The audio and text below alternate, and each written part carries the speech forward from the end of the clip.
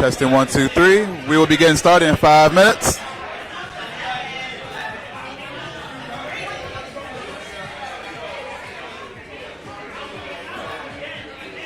Testing 1, 2, 3. Testing 1, 2, 3. Testing 1, 2, 3. Testing 1, 2, 3. 1, 2.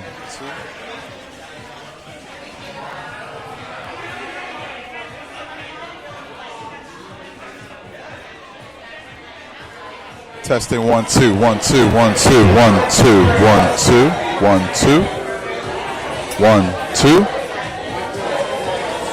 1, 2, 1, 2, 1, 2.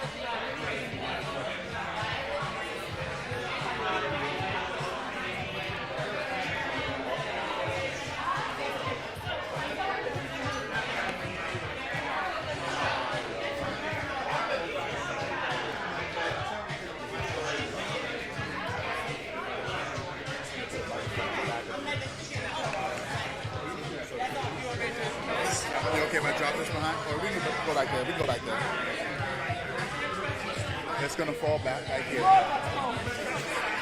okay. But I'm going to have this pulled up so I can slide it down. Sorry. You okay with me sliding? Can I pull this up a little bit?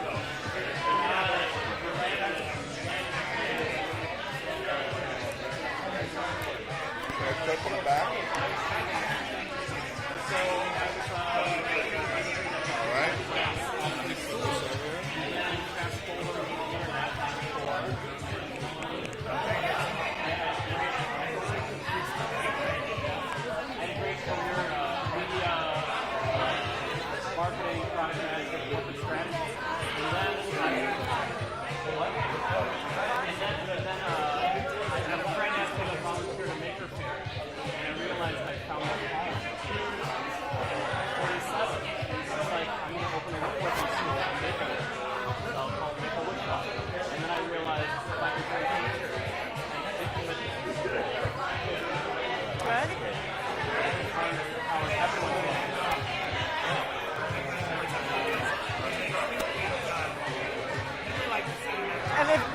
tuck the shirt in better because it'll come out. There you go. Oh, so, perfect. Oh, okay. All right, great. It's okay because I won't be standing that way anyway. Thank you.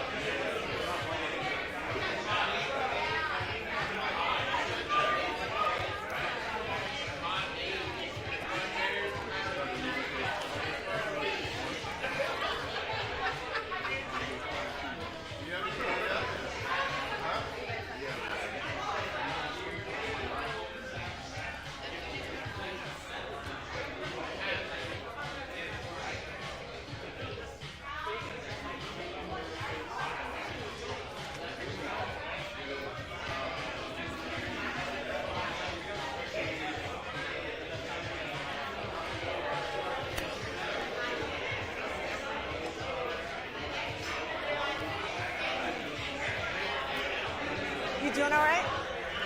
You could be drinking too, by the way, while you.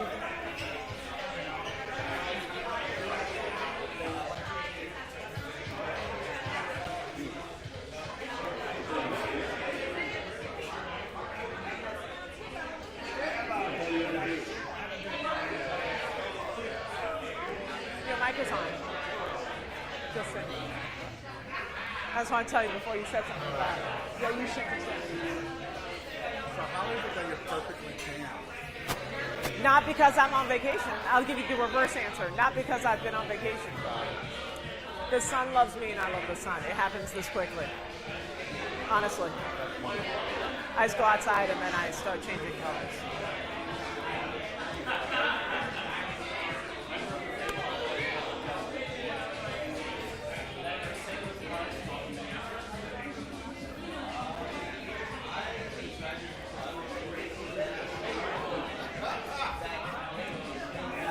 It's Celine downstairs. Hey, Mori, watching the guns. Tell him not to mess with me. Oh.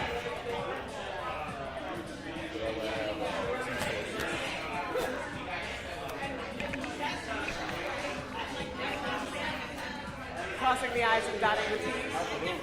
And you're gonna, is it gonna automatically go on, or do you have to turn anything on, or you got it? Okay. It's already on. Yeah, one's hard drive, I look at the cams on the other. Perfect.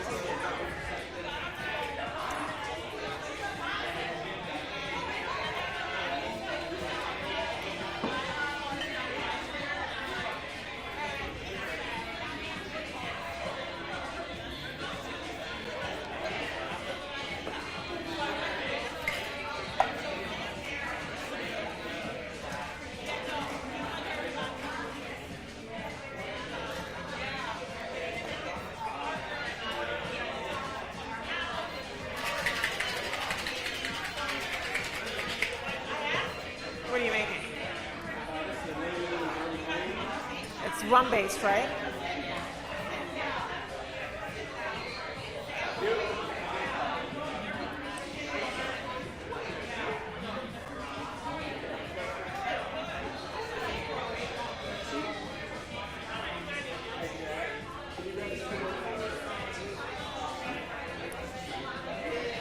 I probably should not drink something else right now, right?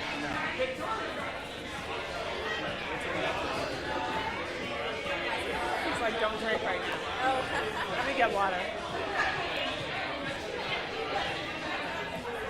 I've been told I can't drink right now. I gotta wait. He's already did a shot. He's like, no, you're not gonna drink right now. I need adult supervision. Did you get Mike?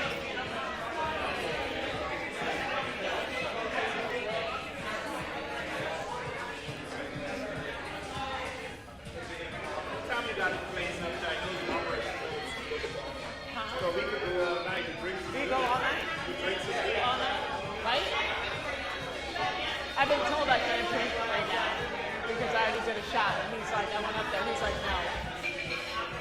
I have to wait. Adult supervision.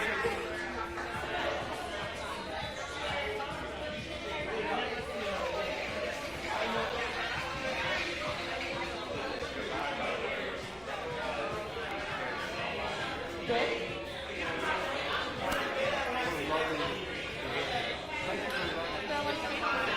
You're at a family event.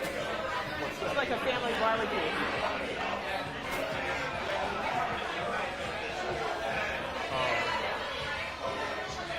I'm thinking I'm going the wrong places. I'm going into the railway.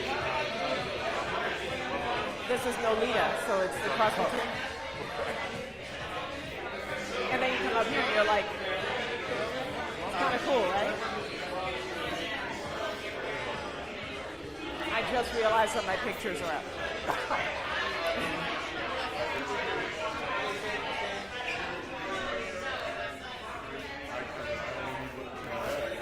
What's crazy is that in that picture, I no longer have them. I'm down.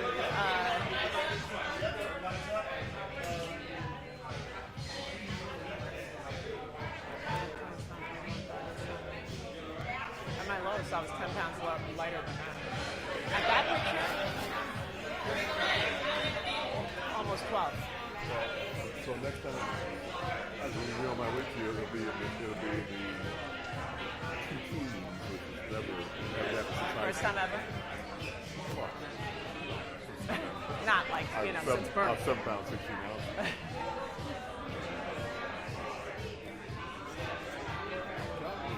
Whatever that was. It's the weirdest thing, right? Yeah. Are you standing here?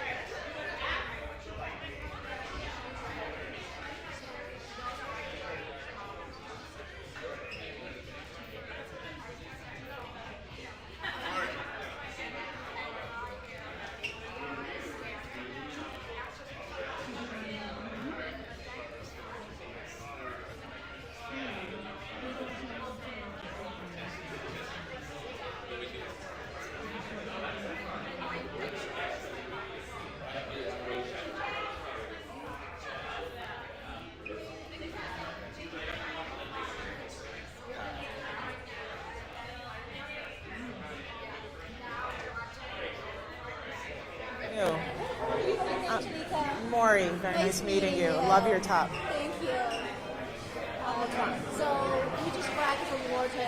Oh. Won the program. I know they did, but thank you for being here.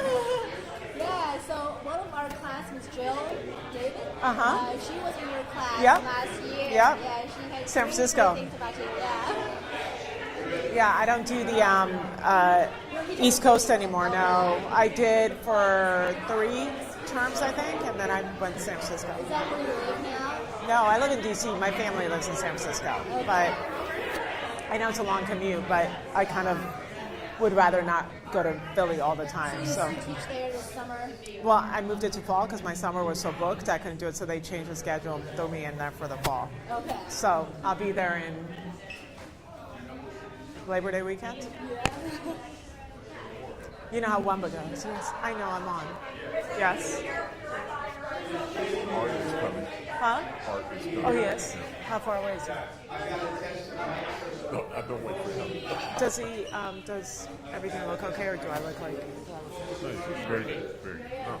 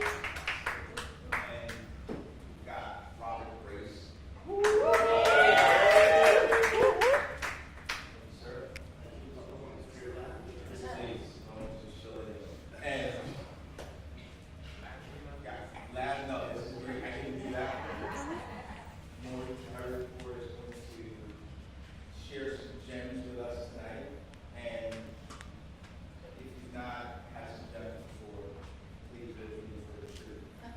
Thank you.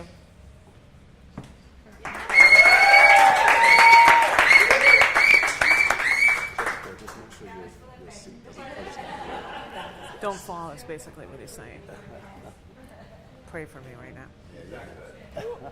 You Hold good? my water for a You second. made it? Uh-huh. Okay, fantastic. I just told Robert to pray for me because I don't know where this chair was going to go. But we're all right. We're all right. We're all right. We're hanging on. Well, good evening and welcome to Brace Life Studios. My name is Jessica Johnson, and I'm so excited for our conversation this evening with Mori and with Robert to discuss Bring Yourself, the book, and to discuss breakthroughs and how I know many of us tonight here are entrepreneurs, how we can get to those kind of breakthroughs using what's in the book as well as using, Brace Life as the foundation, because there's some good nuggets that we're going to get from tonight's conversation. Let me see a show of hands. Who's already read the book? So anybody whose hand is not up, you need to buy 2 copies. And your reading assignment tonight is to read the first 3 chapters. All right, so Mori, let's start with you. Tell us about Bring Yourself. What led you to write the book? And what were some of the key takeaways that you wanted your readers to have? Well, first, let me say this feels like a family reunion that I'm very happy to be at, my chosen family. So thank you all for coming. Bring Yourself. I've been teaching now for about 18 years. And when I started doing sort of once I decided to write a book, when I started doing the research around it and remembered all the books that I had read, all the podcasts or anything that I'd seen around negotiations, I thought there were so many myths out there that I thought were really holding people back. And many of them were really not true. They were just, in my opinion, they were falsehoods.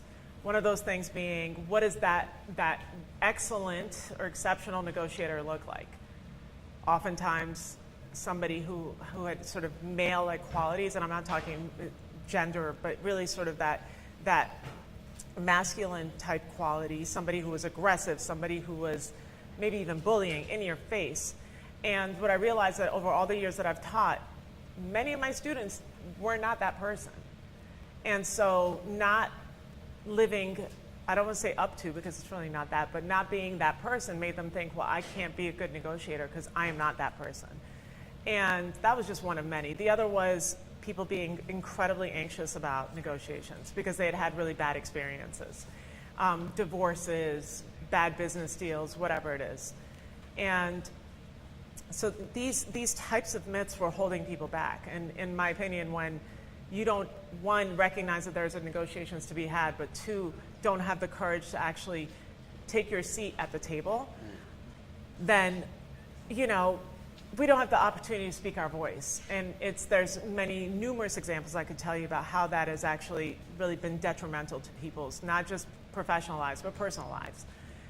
And so I wanted to do something different. And I really sort of went back to my experiences in my classrooms. I went back to my own experiences. And I thought the way I think I'm most effective in a classroom is by telling stories, by making this thing that is so much a part of our everyday lives. Like I say, negotiations is the soundtrack of our lives. And by making it more accessible, by telling people that those are really just myths. You know, you negotiate all the time. You're already great negotiators. Just so you all know, I have never to this date taught a class where I don't have incredibly skilled negotiators sitting in the class from day one. Here's my Wharton undergraduate student, by the way, and even his class. And that's because we do this all the time. It's the language that we speak. And so it was really important for me to, one, sort of debunk those myths, make this feel more accessible to people, and have them really understand, look inward, and start there and think, not only is this something I can do, it's something I must do, and it's something I'm probably far better at than I even recognize. So it was meant to empower. It was supposed to make this more sort of accessible to everybody. I didn't want something that was too academic. I wanted people to connect emotionally, spiritually. And so that was really the genesis of it, was really changing the way people saw negotiations. Okay. And so then if you had to describe what it means to bring yourself, what does that look like? You mean the title? Because I think we're best when we're authentic. I am against this notion of having to teach negotiations from a prescriptive point of view, meaning, and this is not to put other books down or other scholars, I really actually think that you have to find your own way, and that means shopping different types of theories and things that work for you as an individual. But what I didn't want to do is say, you must say this, then you say this, and then you do this, and then bam, you've got a great deal.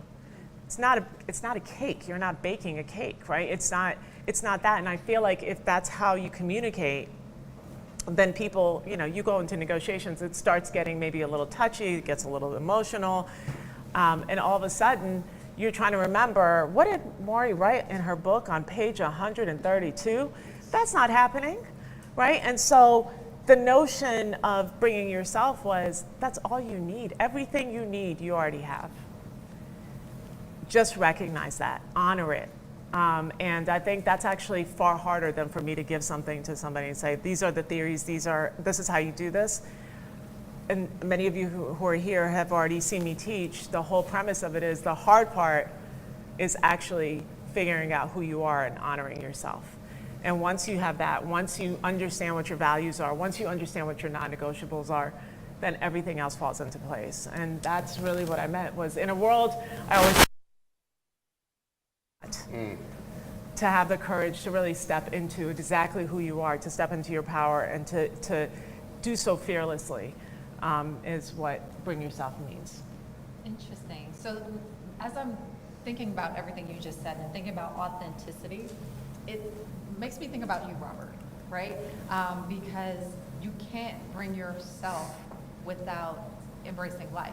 Right. So what is embracing life? What does that mean for you?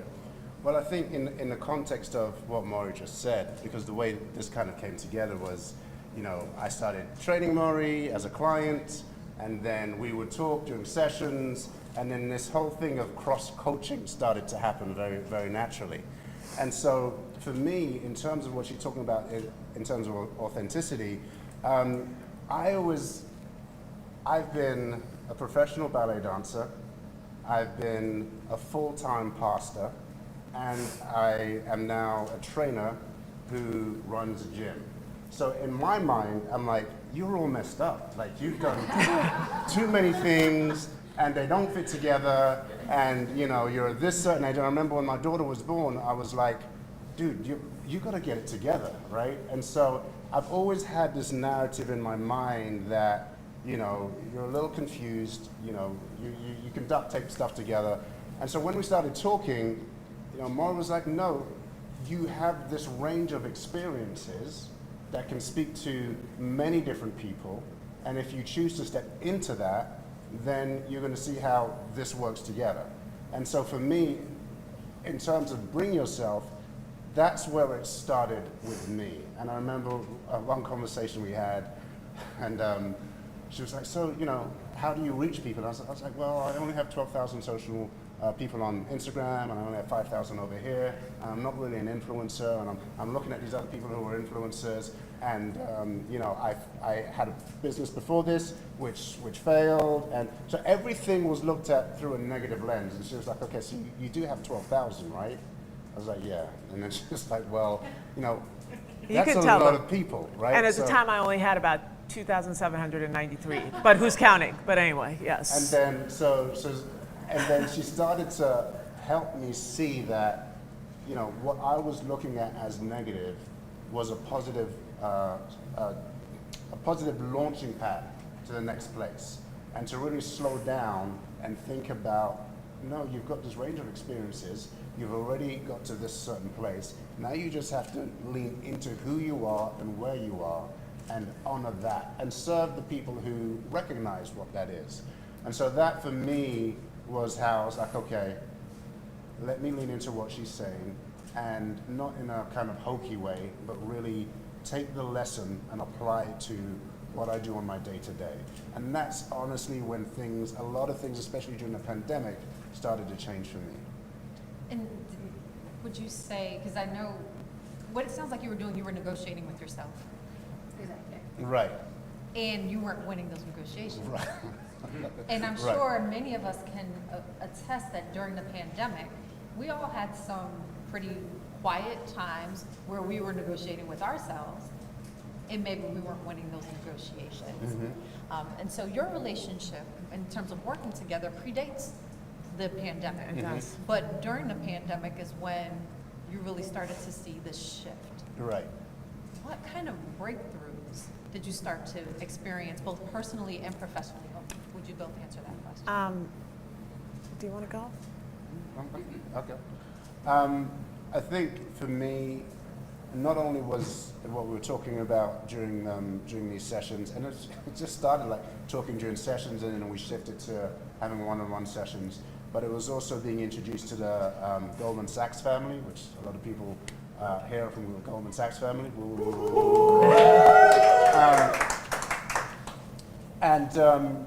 I think two things happened. One, I was equipped with, you do already have what you need, and you just have to honor your own journey and where you're at. And then going into the Goldman Sachs program, you start to see you're not the only one who thinks like that, right? And also, one thing I said to Mori was, I'm not an entrepreneur, I'm just a dancer and a minister, and that's And it. a trainer. And a trainer. And she was like, you got to stop talking like that. And like she, you know how she can get, right? So, and so then when we got into Goldman Sachs program, there was a lot of people who thought like that, but came through the program at the end thinking, no, that's exactly what I am, right? And so those were the breakthroughs for me. And I think once that switch goes off, that you're talking to yourself from a different narrative, that to me is a breakthrough.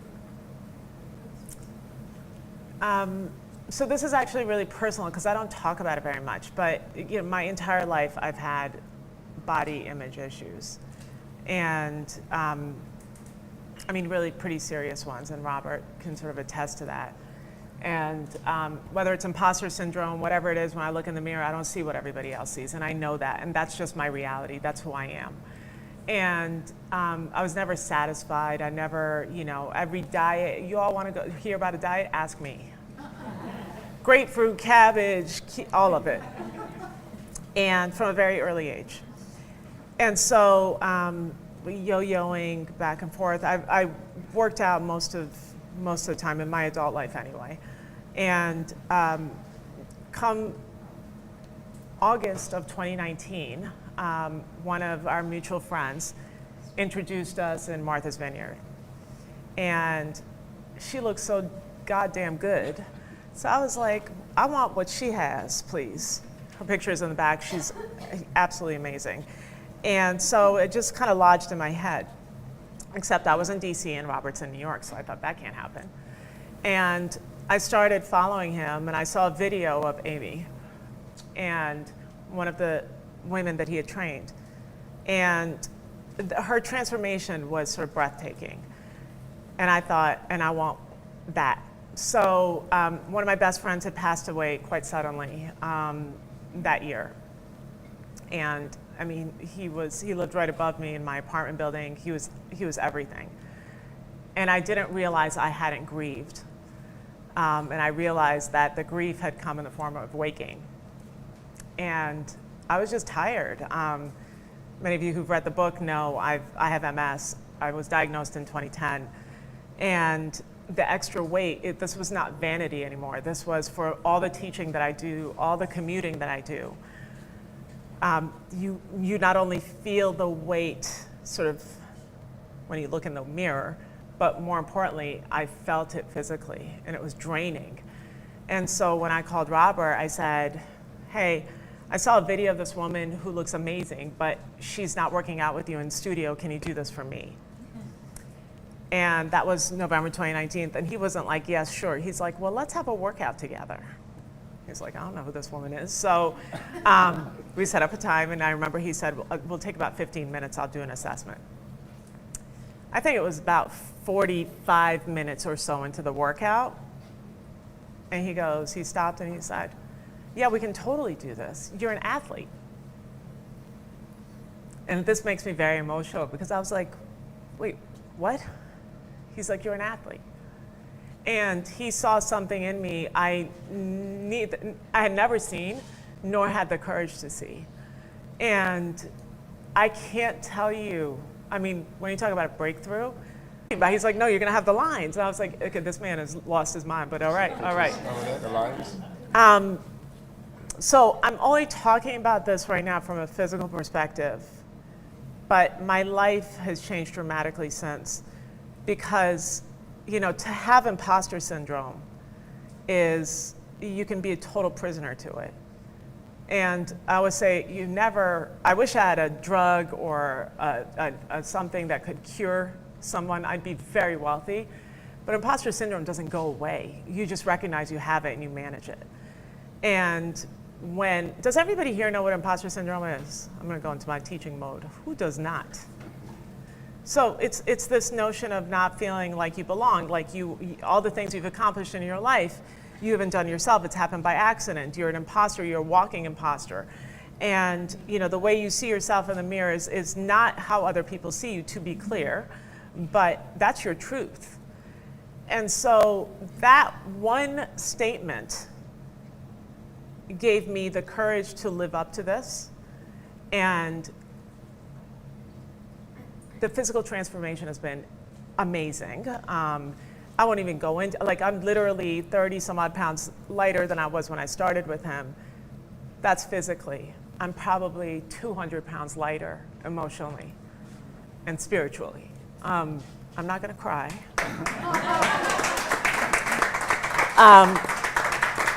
But I think that was that necessary breakthrough, because then I got energy, and then I believed, and it all felt possible. And that was really the big thing, because I did some real emotional hygiene. I would say I made peace with my pieces, really. And it changed everything. What's interesting, Mori, is that I don't think you realize that's your gift to so many of the entrepreneurs with whom you work. Don't make me cry. When you teach your class, you deliver the content in such a way, such a powerful way, in such an impactful way, that you help people realize that they're not the imposters that they think they are. And you give them the power to better negotiate for themselves and for their businesses. And I don't know if we ever take the time to adequately thank you for that, You but do. know that you're loved and appreciated. Because the thing that you got is what you give every day. Thank you. And Mori is a real trooper because this is what, the 4th city you've been in this week? Kinda. She's been a true road warrior between Denver, Detroit, Detroit, Dayton, Ohio. Dayton. These are all very sexy places. Philadelphia, Philadelphia, New and then York. New York, and then DC in between. But yeah. Um, Thank you so much. and so she's just sprinkling magic dust Thank all you. over the place for entrepreneurs. So can you two talk about the key themes that you found in terms of breakthroughs that you'd like to share, particularly with the entrepreneurs in your cross-coaching experience? The first, the thing is, we both went through the process with each other and just tried to distill a few of the things that generally happen for us and for other people. And I think the first thing is getting out of your own way. Because we have so many narratives in our own head, and part of getting out of your own way is reframing that narrative, right? And so I think that's point number one. Like I said, I thought I was just this confused person who fell into the gym business and was running a gym, but that's not it. It's understanding that the community we serve. And if you don't know much about Grace Life Studios, one of our passions, we help everybody, we train everyone, but we have become a destination location for powerful women of color in business, entertainment, and media, right? And so that's just who our tribe is. And so part of getting out of my own way was, these are the people who embrace us, these are the people who we embrace. Do I really need to be like Tracy Anderson? I was looking at what I wasn't and what we weren't, because it's not really just about me. We have a whole team of trainers here who really understand that and want to serve that audience. And get out of my own way and look at what's in front of us and what we've been building, what we've been blessed with to build, and embrace it, I think. Yeah. Yeah, so that's one point. So You want to do number two?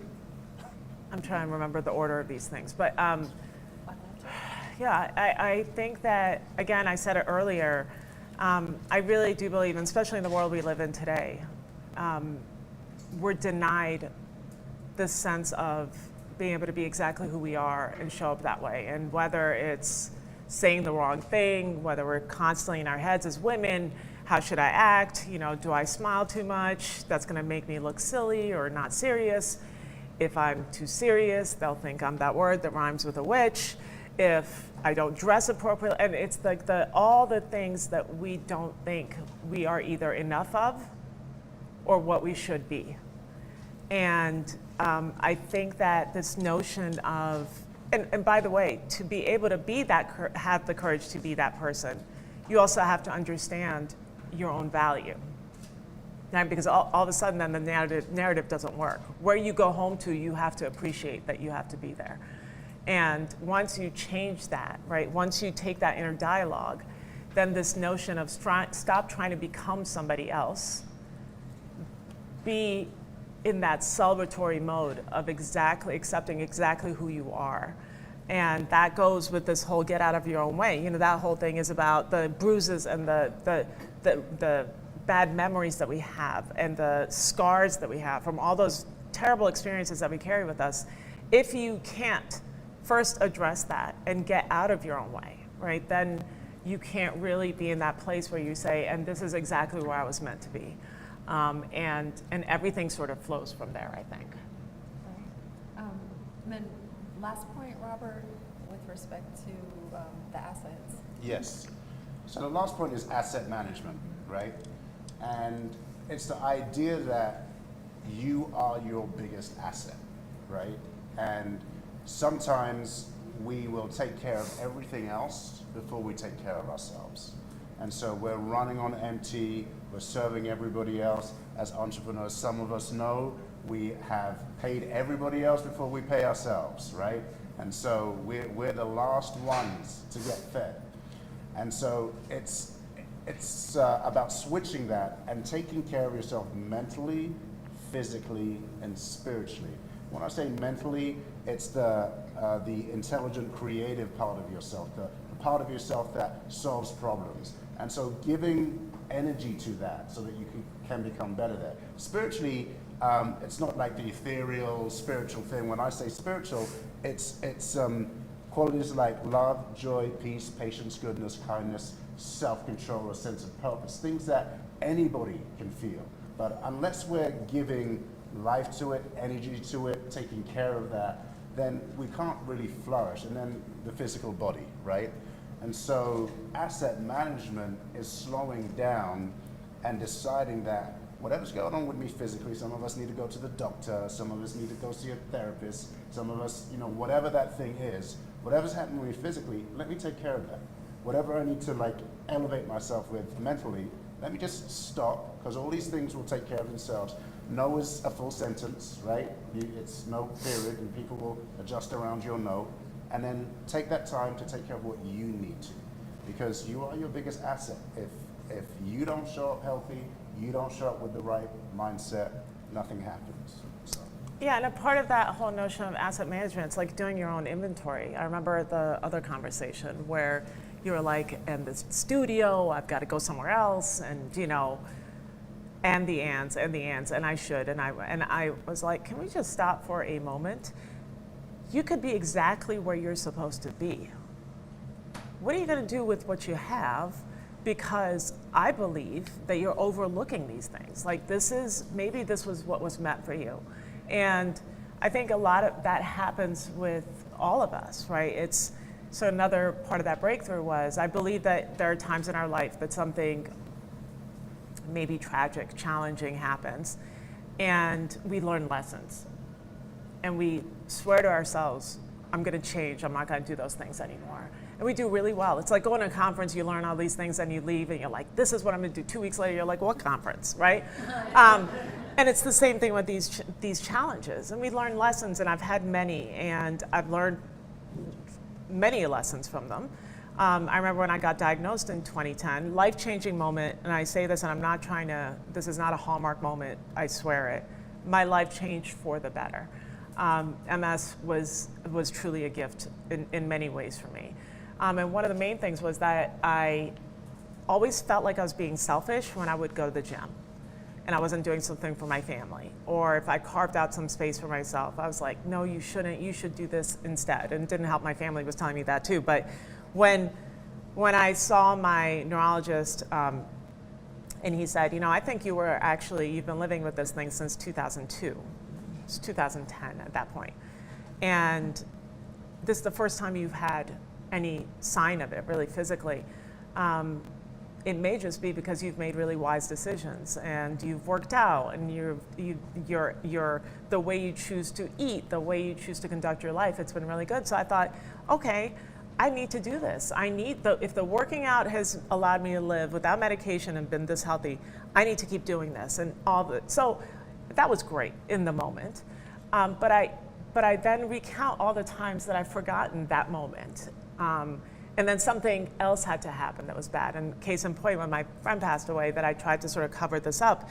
And life tries to teach us messages. And if you're not listening to your own body and what's happening, then there's a scream. And that scream is something not so great may happen, because sometimes we just have to be shook. Our conversations were around, why do you have to be shook? Why can't it just be that you're so present in your life that and it doesn't have to be a bad thing. It doesn't have to be an ordeal. Why can't you have so much grace for yourself and so much love for yourself, and that commitment that you make to everybody else? Why can't it start with you, so that this is your truth? Honoring yourself isn't a bad thing, or you're not being greedy. Honoring yourself means that if you are whole, then you can honor other people. Then you're better for other people. You can show up whole for other people. And I think that that's a really important thing because I forget, I'm a pleaser, I forget these things, right? And everybody else's needs become more important, and I will be broken if I do that.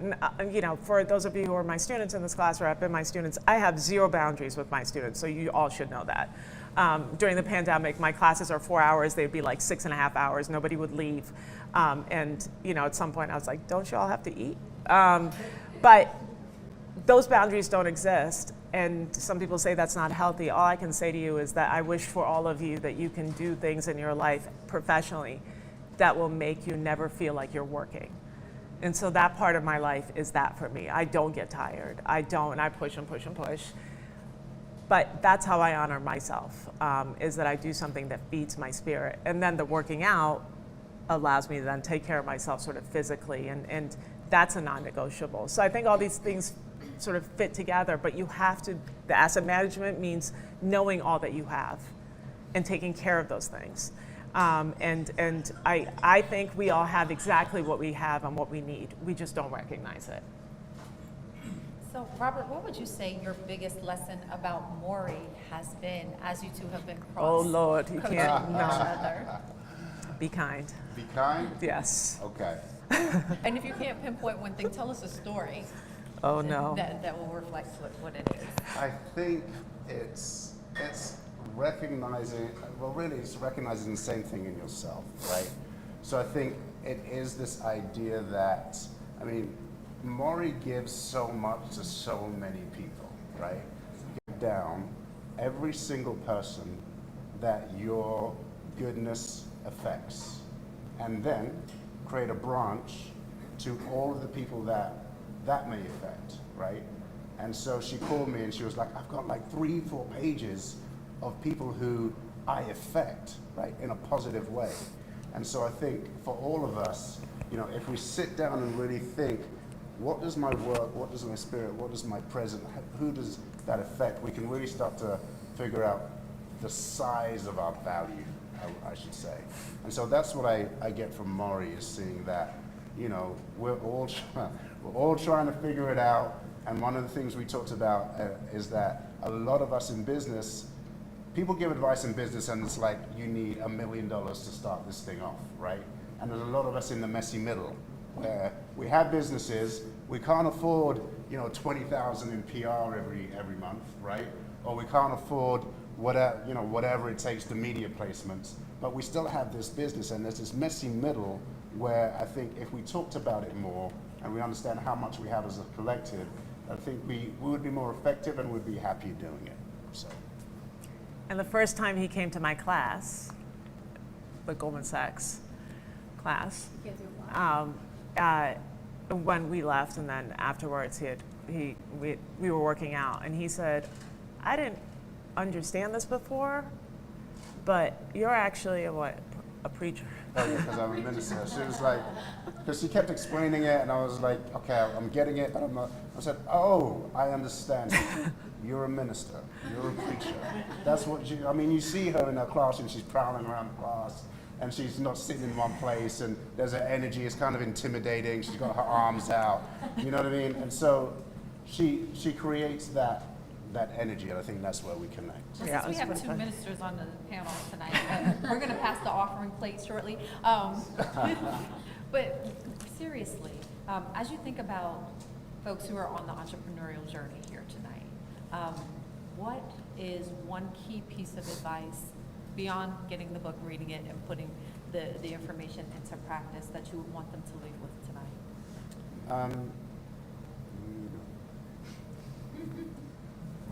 Those questions, one thing. I know, exactly. I really honestly think that, first of all, I think everybody's an entrepreneur, really.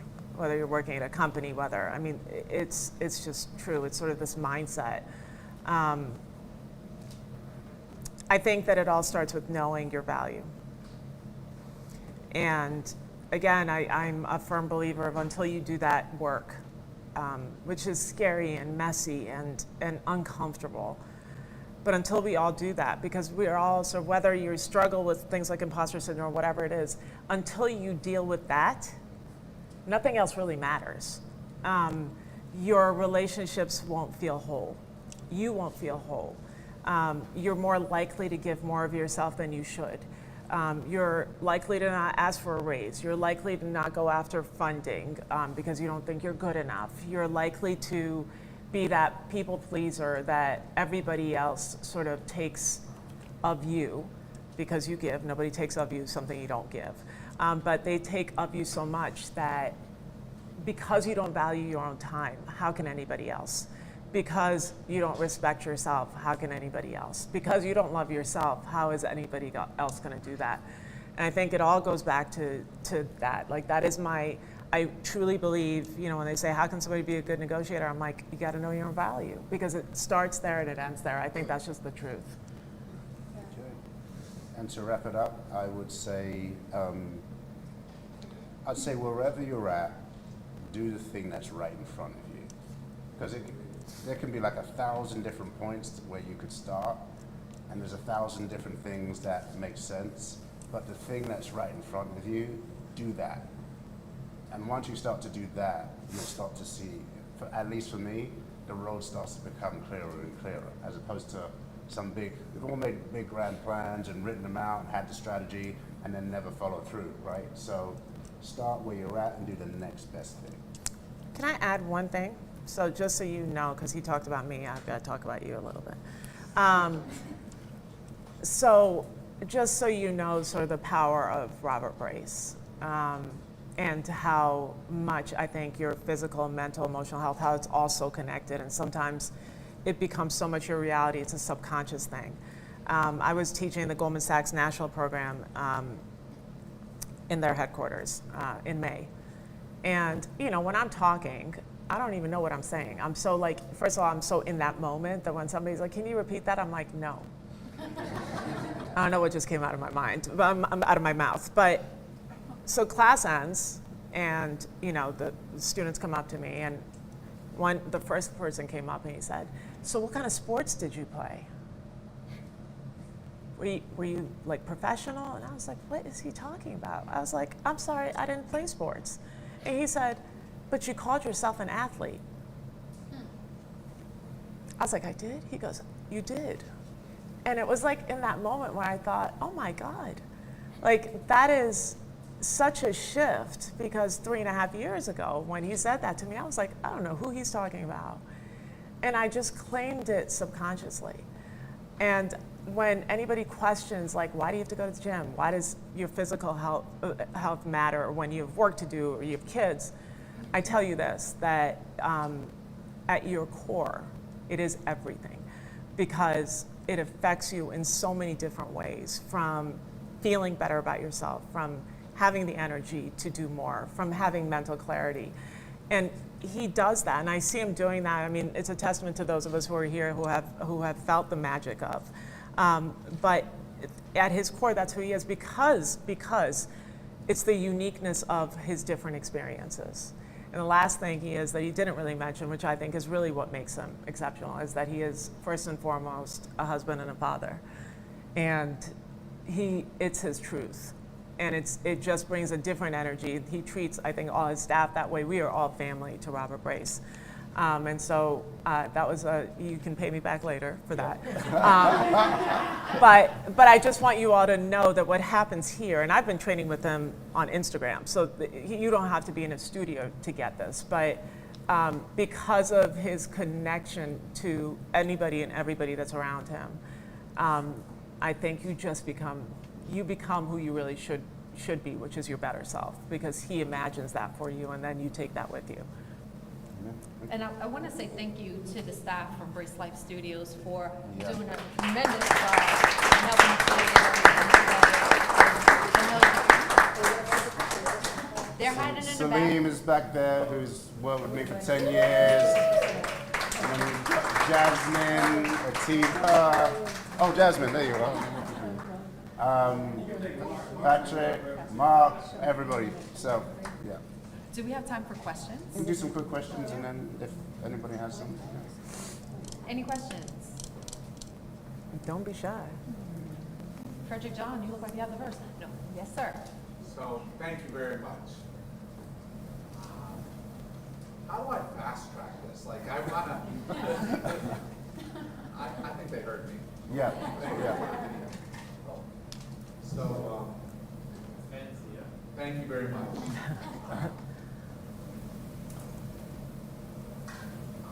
I totally agree with everything you said, and I feel in my core. And I am a hindrance to myself. I want to fast track like all that critical self conversations which be to be in bed. Not a question, it's just, I don't know. Yeah, I said it now. My gut reaction is to say you just did.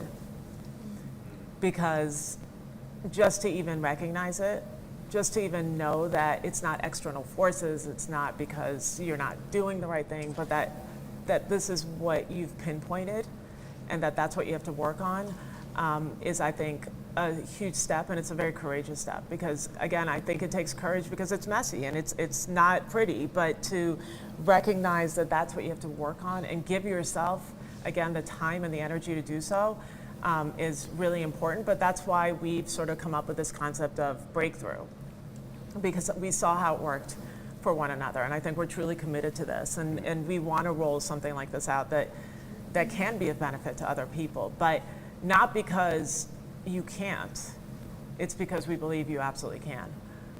And we just want to be, in a way, so the people that work alongside you to support that. So, the framework of which we'll sort of kind of send out to people, make sure that you have, well, if you've RSVP'd for the VP for the event, but we have the QR code that people can, right? So make sure that you do that.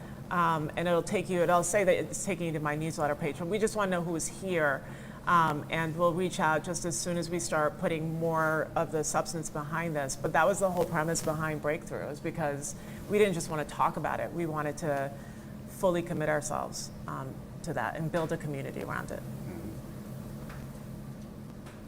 That was easy. I'm sorry, what is Breakthroughs? I don't know what that is. Go ahead. Breakthrough is, we're starting to build a community where we can talk about these principles and take people through how you get out of your own way, how you create a new narrative for yourself. So actually figuring out, what is my present narrative and what could my narrative be? And sometimes you need a mirror for that. And talk about what your worth is. What is my worth, and how is my existence affecting other people in the world, right? And so we're looking to start with just a small group of people who want to go through that process with us and see what those outcomes are. Because sometimes, the circumstances are what they are, but if you change the person within those circumstances, everything around it changes.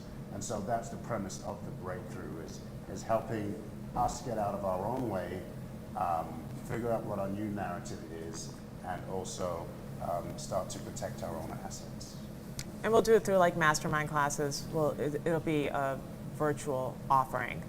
And we do want to start small. But it's sort of what we experienced. We want to be able to do that for other people. And it's really the sort of the collaboration between the two of us from all the different things, but very similar things that we bring to the table. And if you haven't had the chance, there's a QR code. Make sure you scan the QR code and so that you can get connected and potentially be a part of that community. And I'll be sending you emails out. I won't spam you, I'll just send a couple of emails out. So if you want to continue or find out more. Couple of things, just a few announcements. There is food you must eat. There is liquor you must drink. But there are books in the back that I've signed as a thank you gift for all of you that are here.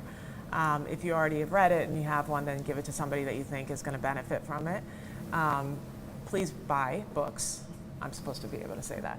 But it's a great book. I'm very proud of it. But I did want to wholeheartedly thank everybody that's here and for doing that and sort of supporting this journey for me.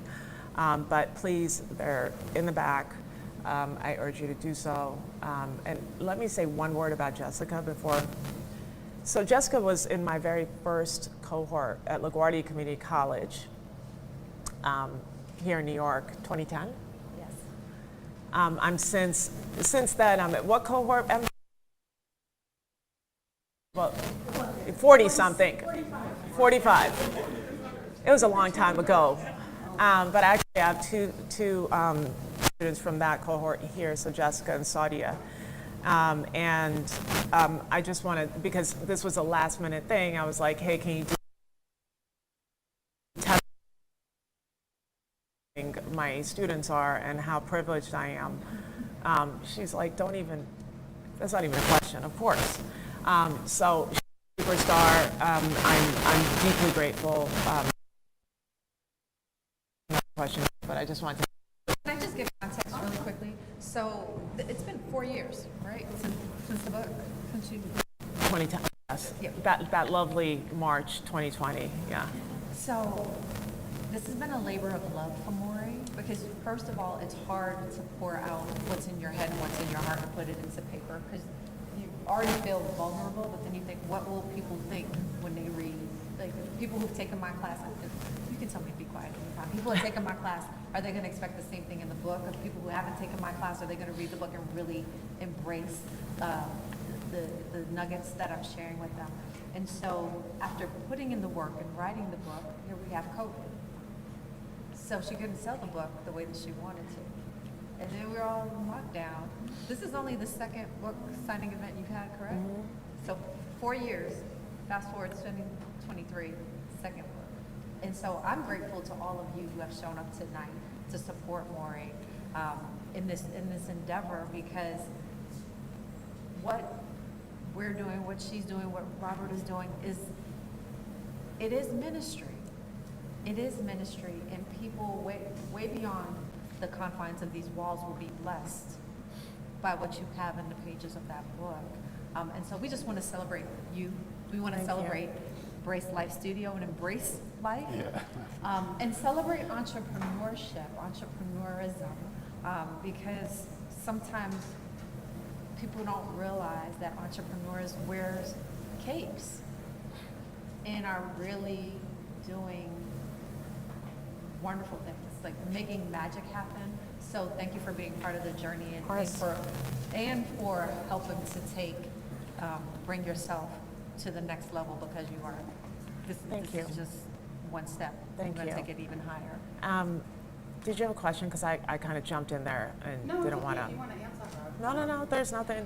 When I was reading the book, I loved it so much. I didn't want to read it. She told me to read it. And I said, I'm a terrible negotiator. I don't want to get all these steps on how to negotiate. It was more about making breakthroughs in your own value, is what you said. But why did you choose, and it was a thought that just kept coming up, why did you choose the lens of negotiation to tell that story? All of it's your story. So I graduated from the Wharton School, got my MBA there. To my left is Ken Shropshire, the esteemed professor, Ken Shropshire, who was at that time my negotiations professor. This was the semester before I graduated. Went through the executive MBA program. You know, once you go through something that grueling, you're like, I'm going back to that life? And I was like, I don't know if that's what I want to do because you're constantly challenged and you're driven intellectually. So I was like, I don't know what I'm going to do. I had my own company then, but I want to take a moment to figure this out. And so Ken said, I think you should teach. Why don't you give that a shot? So I was like, me teach? And I know I've said this to many of you still don't believe it. I am a true introvert.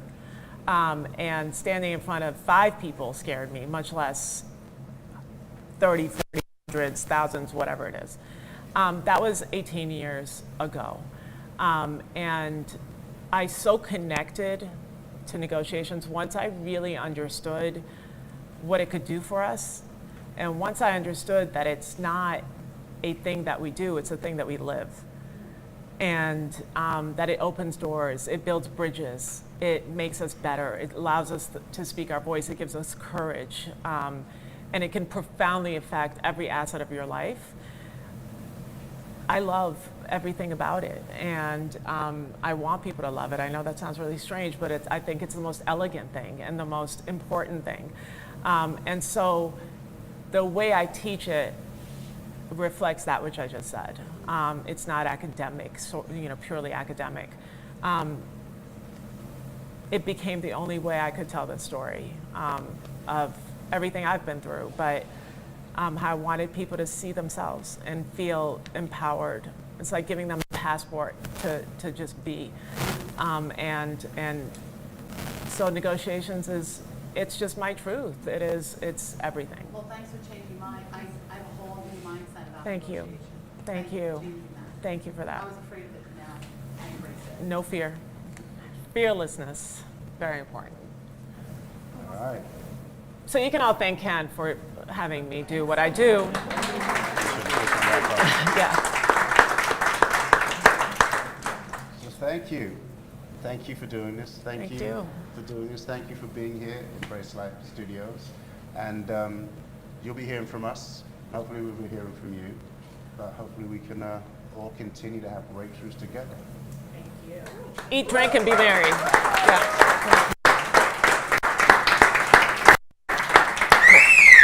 Thank you guys, but seriously, My God. please eat and drink because there's lots of it. Okay, hold on. Oh, Yeah, I got it. That wasn't as bad as I thought it was going to be. It moved with my butt. Oh, right. Okay. And you had good leg control. Huh? Yes. It was actually my core. Let's get a picture. Come up. Come up.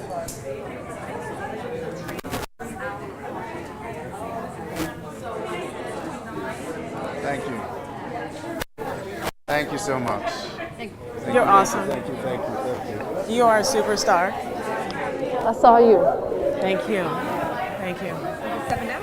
Huh? Stepping down? As soon as, yeah, I'm going to. Oh, thank you. I really appreciate it. This wire's traveling down my arm. I was like, I thought it was my shirt. Then I thought it was my bra. And then I was like, no, it's this wire.